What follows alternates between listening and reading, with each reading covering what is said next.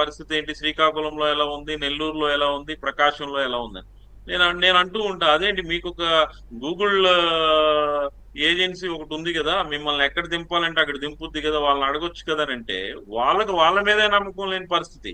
ఇప్పుడు నేను తప్పు పట్టని గానీ ఒక మాట అంట, జగన్మోహన్ రెడ్డి గారు మొన్న ఎలక్షన్ అయిన తర్వాత ఐపాక్ ఆఫీస్ కి విజిట్ చేసి 151+ వస్తాయని చెప్పారు. అదే నిజంగా వాళ్ళ ఎమ్మెల్యే ఎంపీ అభ్యర్థులు వాళ్ళ కార్యకర్తలు ప్రజాప్రతినిధులతో సమావేశం ఏర్పాటు చేసి మీరందరూ బాగా కష్టపడ్డారు, మన తాలూకు ఆలోచనలు ప్రజల్లోకి బాగా వెళ్ళి ఖచ్చితంగా మళ్ళీ మనం అధికారంలోకి వస్తామని చెప్పుంటే ఖచ్చితంగా అది ఇంకా వాళ్ళ కార్యకర్తల్లో గాని వాళ్ళ ఎమ్మెల్యే అభ్యర్థుల్లో గాని నమ్మశక్యంగా మనోధైర్యం ఉండేది. నింపేది, నమ్మశక్యంగా ఉండేది. ఎప్పుడైతే డెమోక్రటిక్ వేలో కాకుండా మాలాంటి కన్సల్టింగ్ ఏజెన్సీస్ దగ్గరకు వచ్చి మీరు కష్టపడ్డారు, మీరు చేశారంటే డెమోక్రటిక్ ఇప్పుడు ఎలా వేలో ఉంటది? కాకుండా డ్రామాటిక్ వేలో.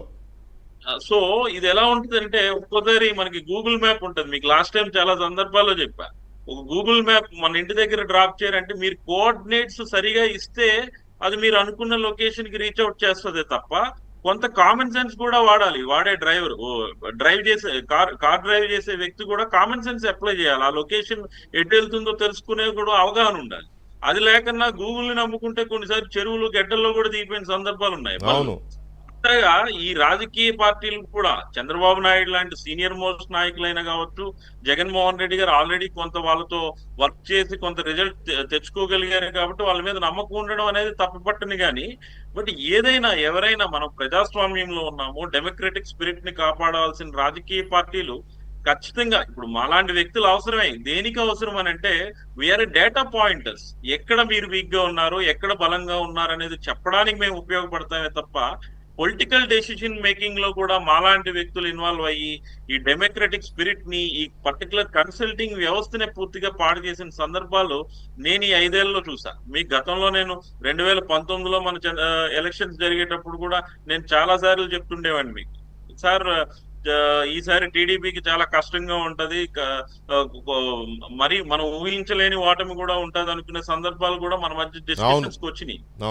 అయితే మనం చెప్పే దాంట్లో ఎంతవరకు క్రెడిబిలిటీ ఉంటుంది అని అంటే నిజంగా క్షేత్ర స్థాయిలో ఫీల్డ్ మీద అవగాహన ఉండాలి, రాజకీయాలు అంటే ఏంటో తెలియాలి, కుటుంబ నేపథ్యాల మీద అవగాహన ఉండాలి, కులాల సమీకరణల మీద అవగాహన ఉండాలి, సోషల్ ఇంజనీరింగ్ మీద పూర్తి అవగాహన ఉండే వ్యక్తులు నడపాల్సిన రాజకీయ పార్టీలు ఈ రోజు కొత్తగా సోషల్ ఇంజనీరింగ్ అన్న పదం కాదు కదండి. ఎన్టీఆర్ గారు 83లో పార్టీ పెట్టిన తర్వాత మొదటిసారి అధికారంలోకి వచ్చిన తర్వాత ఈ రాష్ట్రంలో ఎన్నికైన ప్రజాప్రతినిధుల్లో అతి ఎక్కువ శాతం మంది బీసీలు. ఒక కళా వెంకట్రావు గారు ఎలా వచ్చారు, ఒక యనమల రామకృష్ణుడు ఎవరికి వచ్చారు, ఒక కాలువ శ్రీనివాసులు ఎలా వచ్చారు, వీళ్ళందరూ ఏంటి, వీళ్ళు కాదా బీసీలు?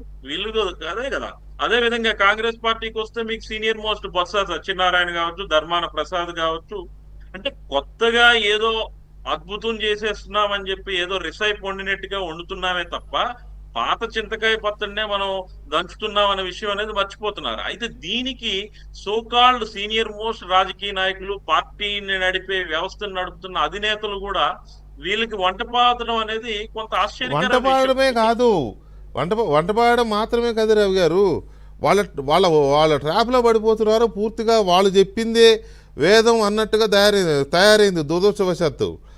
అది ఆ పార్టీ మీరు చెప్పిన అన్ని పార్టీలు ఆ కోవలోనే ఉన్నాయి. కానీ ఆ నిత్యం జనంతో ఉండే వాళ్ళ నాయకుల్ని నమ్మే పరిస్థితి లేదు, సుదీర్ఘమైన అనుభవం ఉన్న వాళ్ళ మీద వాళ్ళు నమ్మకం పెట్టుకునే పరిస్థితి లేదు. మరి అది ఓటమి మీద భయమో, ఎలాగైనా గెలవాలి కాబట్టి ఈ కొత్తగా వచ్చిన వాళ్ళని నమ్ముకుంటే బెటర్ అని.